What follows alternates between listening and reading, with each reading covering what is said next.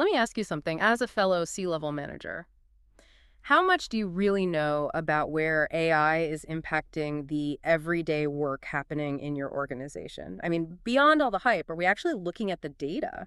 Yeah, it's easy to get caught up in the hype, right? But what we need is real insight, not just speculation. Exactly. And luckily, there's some really interesting research that's just come out that goes way beyond the hype. We're talking about a study that actually looked at millions of real AI conversations. They were trying to find out which economic tasks are actually being done by AI right now. Not in some distant future, but today. Right now. And that's what we're going to deep dive into today. Sounds fascinating. Where's this data coming from? It's from a paper by some researchers over at Anthropic. It's called Which Economic Tasks Are Performed with AI? Evidence from Millions of Claude Conversations. Okay, Claude conversation. So we're talking about a specific AI platform here. Right. It's just one platform, so we'll need to keep that in mind. But the sheer scale of the data, millions of conversations, that's what makes this so valuable. I see. So we're going to get granular beyond the headlines. Exactly. We're going to go beyond the buzzwords and get into the empirical evidence.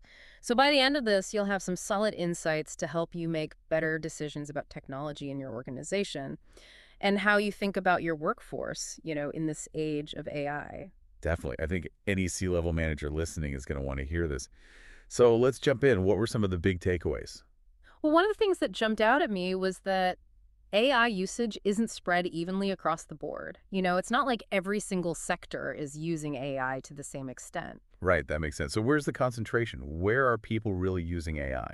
The study found that nearly half of all the AI usage they observed was concentrated in software development and writing tasks. So that really confirms what a lot of us are seeing and hearing anecdotally. Makes sense. Those are areas where AI tools are already having a big impact. Absolutely. I mean, just look at the advancements in code generation and things like marketing copywriting.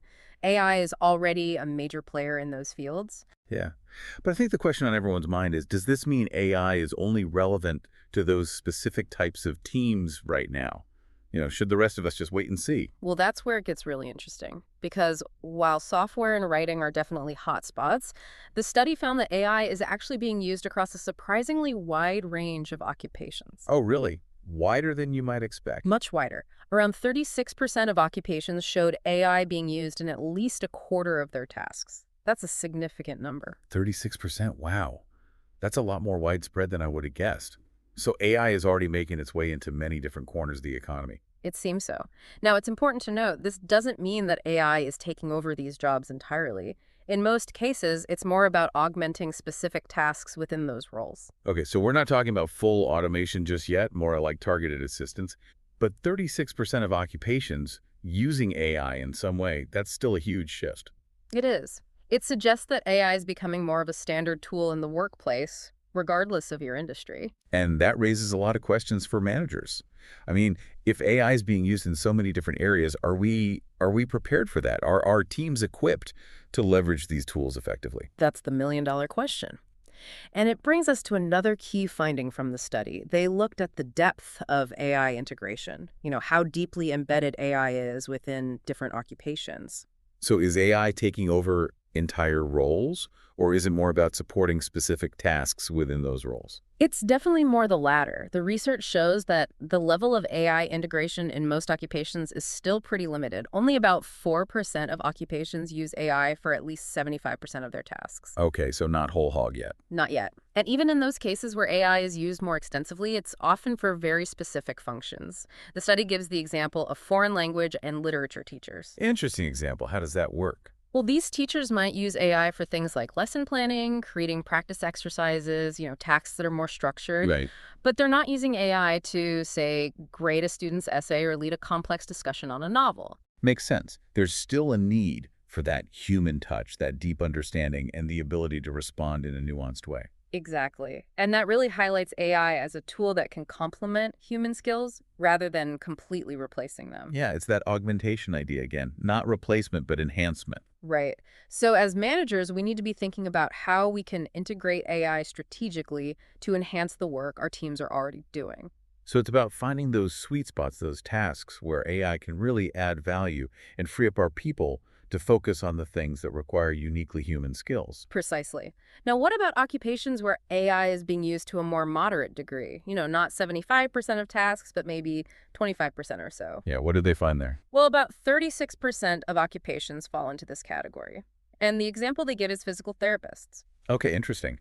How are physical therapists using AI? They might use AI to stay up to date on the latest research, maybe generate personalized exercise plans for their Right, patients. that makes sense. Using AI for the information gathering and planning stages. Exactly. But the hands-on treatment, the patient interaction, that's still very much a human-centered activity. So again, we see AI augmenting specific parts of the job, not taking over the whole thing. Exactly. And that's a crucial takeaway for managers. The immediate future of work isn't about mass job automation, but rather about this selective integration of AI to make certain tasks more efficient and effective. It's almost like a hybrid approach, combining the best of human skills with the power of AI tools. Exactly. And I think that has big implications for how we approach reskilling our workforce and even how we design jobs going forward. We need to be thinking about how to create roles that leverage this hybrid model, roles that are designed with AI integration in mind. It's a whole new way of thinking about work and how it gets done. Now, this study also went deeper into the types of skills that are most impacted by AI. What did they find there? Well, one of the most striking findings was the prevalence of what they call cognitive skills in these AI interactions. Cognitive skills, so things like critical thinking, problem solving, that sort of thing. Exactly. Skills like reading comprehension, writing, critical thinking, these were highly prevalent in the AI conversations they analyzed. And that makes sense, right?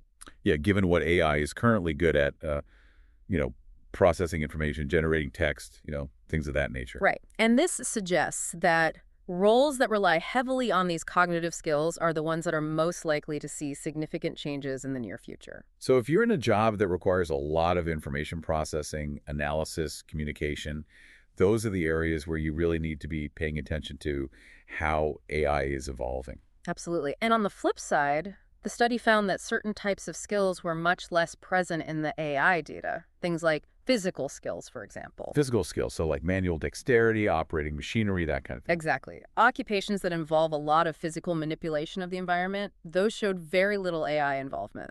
Okay, so there are still some clear boundaries. AI might be good at writing a report, but it can't yet install a piece of equipment. Exactly. And that really highlights the complementarity between human capabilities and AI, at least for now. It tells us where human expertise is still absolutely essential. Right. We still need those uniquely human skills, especially in areas like physical dexterity, complex problem solving, situations that require adaptability and judgment. Now, there was one skill that came up in the study that I found really interesting. It was active listening. Oh, yes, I remember that. And it was a bit of a head scratcher at first. It was, because on the surface, it seems like active listening would be something AI would struggle with. Truly understanding and responding to human emotions and nuances. Right. But the study actually found that active listening was a very prevalent skill in the AI conversations. It was. But how did they interpret that? Well, the researchers believe that what we're seeing isn't true active listening in the human sense. It's more a reflection of the AI model's conversational style. Okay, so explain that a bit more. What do you mean by conversational style? Well, these AI models, they're designed to engage in conversation, right? So they often rephrase what the user said, ask clarifying questions, things that might seem like active listening on the surface. I see. It's like they're programmed to mimic those behaviors. Exactly. But it doesn't necessarily mean that the AI is deeply understanding the user's emotions or intentions. Right. So it's important not to overinterpret that finding. It's more about the mechanics of the AI than a true measure of its ability to actively listen. Precisely. And for us as managers, it's a reminder to always look beyond the surface level data and really understand the context. Don't just assume that because an AI model seems to be doing something, it's doing it in the same way a human would. Right. Don't anthropomorphize the technology. Exactly. Now, the study also looked at some interesting economic factors related to AI usage. They looked at things like wage levels and barriers to entry for different occupations. What did they find there? Yeah. How did those factors play into the use of AI? Well, when it comes to wages, They found that AI usage actually peaked in occupations that fall within the upper quartile of wages. So we're talking about roles like software engineers, data scientists, those sorts of high-paying jobs. Exactly. But what's interesting is that AI usage actually dropped off at both ends of the wage Oh, spectrum. really? So less AI use in both the very high-paying jobs and the very low-paying jobs. Right. And there are a couple of possible explanations for this. I'm curious, what are some of the theories? Well, for the very high paying jobs, like specialized medical professionals, for instance, it could be that current AI capabilities just aren't sophisticated enough yet to handle the complexity of those roles. Right, those jobs often require years of specialized training and a very nuanced understanding of their field. AI may not be there yet. Exactly. And then on the other end of the spectrum, for the lower paying jobs, the tasks might involve a lot of physical work, which, as we discussed, AI isn't great at yet. Or it could be that the economic incentive to implement AI in those roles just isn't as strong. That makes sense. If the labor costs are already low, there might not be as much motivation to invest in AI solutions. Right. The return on investment just might not be there yet. Okay, interesting. So there's this sweet spot in the middle where wages are high enough to justify AI investment, but the tasks are also ones that AI can currently handle. Exactly. And the study found a similar pattern when they looked at barriers to entry, the level of education and training required for different occupations. So how did that correlate with AI usage? They found that AI usage was highest in occupations that required what they call considerable preparation. Basically, jobs that typically require a bachelor's degree. Okay. But AI usage was lower in jobs that require either very little training or very extensive training, like a doctorate or professional degree. So again, there's that middle ground. AI is being used most in jobs that require a solid foundation of knowledge and skills, but not necessarily hyper-specialized expertise. Right. And I think that's a really important point for managers to understand. The current generation of AI tools, they're really good at working with structured knowledge, following instructions, automating certain tasks. But they're not yet capable of replacing the deep expertise and nuanced judgment that humans bring to the table, especially in those highly specialized fields. Exactly. And this brings us to one of the biggest debates surrounding AI, which is the whole automation versus augmentation discussion. Right. Is AI here to replace human workers or to help them? That's the question. And the study actually looked at this directly. They analyzed millions of AI conversations to see how often AI was being used to automate tasks versus augment them. And what do they find? Well, the results are pretty interesting. They found that overall, it was almost an even split. About 57% of the interactions suggested augmentation, humans using AI as a tool to help them with their work. Okay. And the remaining 43% suggested automation, where AI was essentially completing the task on its own. So it's not a clear-cut either situation. AI is being used in both ways, and almost equally so. Exactly. It's more nuanced than a lot of the headlines would suggest. And what's really helpful is that the study broke this down further by specific types of tasks. So they looked at which tasks were more likely to be automated and which ones were more likely to be augmented. That's really useful information for managers. It is. So, for example, tasks that were more likely to be automated included things like drafting business emails, generating basic written content, solving simple math problems. Okay, those are all tasks that are fairly structured and rule-based. Makes sense that AI would be good at those. Right. And then there were tasks that fell into what they called an automation-focused feedback loop. This included things like coding and debugging. Interesting. So in those cases, the AI could iteratively work towards a solution with minimal human input. Exactly. And then on the augmentation side, there were tasks that involved a lot of back and forth between the human and the AI, a true collaboration. Got it. So what were some examples of those? This included things like front-end web development, optimizing resumes and cover letters, tasks that require more creativity and iteration. Okay, so tasks that benefit from that human touch and judgment. Exactly. And then there was a category called learning, where people were using AI to explain complex topics, things like legal concepts or advanced programming. So using AI as a kind of tutor or explainer. Exactly. And finally, there was a category called validation, where people were using AI to translate languages or check the accuracy of information. Okay, so using AI as a first pass, but then verifying and refining the output. Right. And I think all of this really underscores the fact that AI isn't just about replacing human workers. It's also a powerful tool for collaboration, learning, and improvement. Yeah. It's about finding those synergistic relationships between humans and AI where each can contribute their strengths. Precisely. Now, the study also looked at how different AI models are being used. They specifically looked at two of Claude's models, Opus and Sonnet. And do they find any differences in how those models are being utilized? They did. They found that Opus was more commonly used for tasks involving creative writing and developing educational content. That tracks with what I've heard about Opus. It's supposed to be particularly good at generating creative text formats. Right. And then Sonnet, which is a newer model, was more often used for coding and software development tasks. Interesting. So even within the same AI family, you're seeing specialization with different models being optimized for different purposes. Exactly. And that's a key takeaway for managers. We need to be thoughtful about selecting the right AI tools for the specific tasks we're trying to accomplish. There's no one-size-fits-all solution. Absolutely. And that means staying informed about the latest developments in AI and understanding the strengths and limitations of different models. Now, as with any research, it's important to acknowledge the limitations of this study. The researchers themselves were very transparent about this. Okay, so what were some of the caveats they highlighted? Well, first of all, the data is all from Claude.ai, so it's possible that AI usage patterns on other platforms might be different. Right, we can't generalize too broadly from just one platform. Exactly. And secondly, the study only looked at text-based interactions. It didn't capture any AI usage that might involve images, videos, or audio. So if you're in a field where you're using AI for things like image recognition or audio processing, those use cases wouldn't be reflected in this data. Exactly. And then there's the fact that their analysis of the tasks being performed relied on the AI model's own interpretation of what the user was asking. And that might not always align perfectly with how those tasks are defined in the real world. Right. It's possible there could be some inconsistencies there.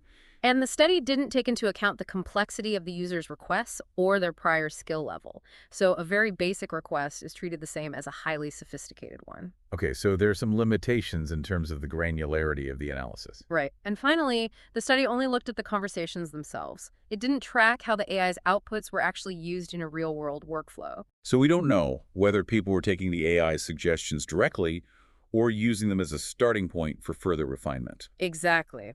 So despite all these limitations, the researchers argue that this study still provides a very valuable snapshot of how AI is being used right now. It's a unique data set that gives us a glimpse into the real-world applications of this technology. And I think that's the key takeaway for managers. This study is a valuable data point, but it's not the whole picture. We need to be critical consumers of this information and consider how it applies to our specific contexts. Absolutely. Now, to wrap things up, let's distill some of the key insights for our listeners. What are the most important things that C-level managers should take away from this deep dive? Well, I think the first big takeaway is that AI is here. It's not some future threat. It's being used today in a variety of occupations and industries. Right. It's no longer a question of if, but how. Exactly. And the second takeaway is that, at least for now, AI is primarily being used as an augmentation tool, not a replacement for human workers. So it's about finding those opportunities to enhance human capabilities with AI rather than simply automating jobs away. Exactly. And the third takeaway is that the impact of AI is not uniform. It's concentrated in certain areas and affects different types of tasks in different ways. So we need to move beyond these general pronouncements about AI and really understand the specific ways it's being used and how it's likely to impact our organizations. And that requires staying informed, being willing to experiment, and thinking strategically about how to integrate AI in a way that benefits both our businesses and our employees. That's a great point. We need to approach this with both an eye towards opportunity and a sense of responsibility. Absolutely. So, to our listeners, I would say this. Take this information and start exploring how these trends are playing out in your own organizations. Talk to your teams, see how they're using AI, and think critically about how you can leverage these tools to create a more efficient, effective, and ultimately more human-centered workplace. And don't forget to check out the original research paper. It's full of fascinating insights that we didn't have time to cover today. There's a lot more to learn and a lot to think about. Absolutely. This is just the beginning of the conversation.